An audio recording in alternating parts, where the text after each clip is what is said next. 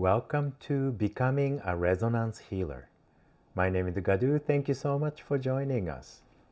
So today I want to talk about who is a resonance healer. So we have talked about, what is healing, who is a healer, and what is resonance healing. So now we are talking about who is a resonance healer. So resonance healer is a guide who can help others' healing journey through resonance instead of particular technique or doctrine. The most important skill you need to develop as a healer is the intuition or ability to receive subtle messages. Techniques and knowledge are important, as a part of skill, but then it doesn't replace this feeling, this deep feeling of intuition and sensitivity to subtle resonance.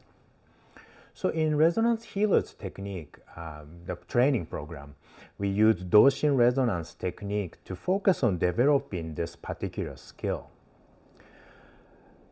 We use movement and chanting and different kind of a meditation to develop sensitivity and really listening to your own subtle sensations and subtle resonance.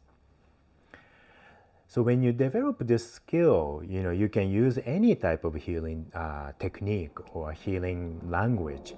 You can apply to any type of healing. My background is in Kiko or Qigong. So I use this language to help to explain healing to others.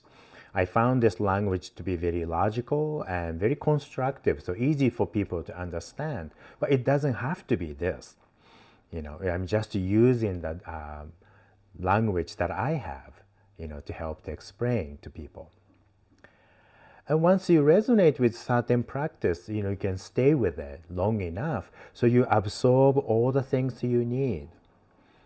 But when you stay there long enough and you feel you learned everything you need, then you might actually let that go and then find something else to help you to, grow even further. There's no reason to just be attached to it only because you have done it long enough. It's all about gaining the experience and wisdom that coming from this practice. So the superficial part of practice itself is not that important.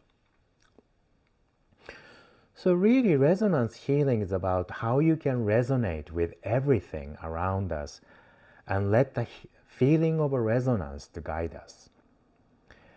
We hear so many messages about healing. There are so many different methods and technique, but not everything is right for you and right for me.